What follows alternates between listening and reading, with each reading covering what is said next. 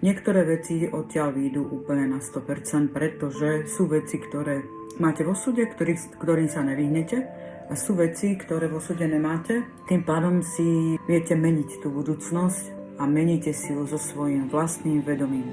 To znamená, prídete k veštici, veštica vám povie nejakú budúcnosť.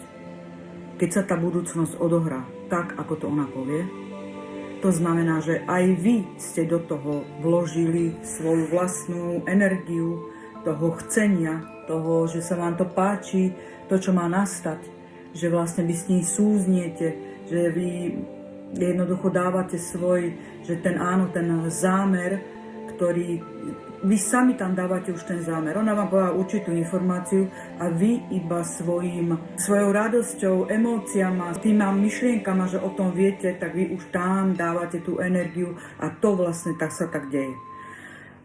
Opačná vec je taká, že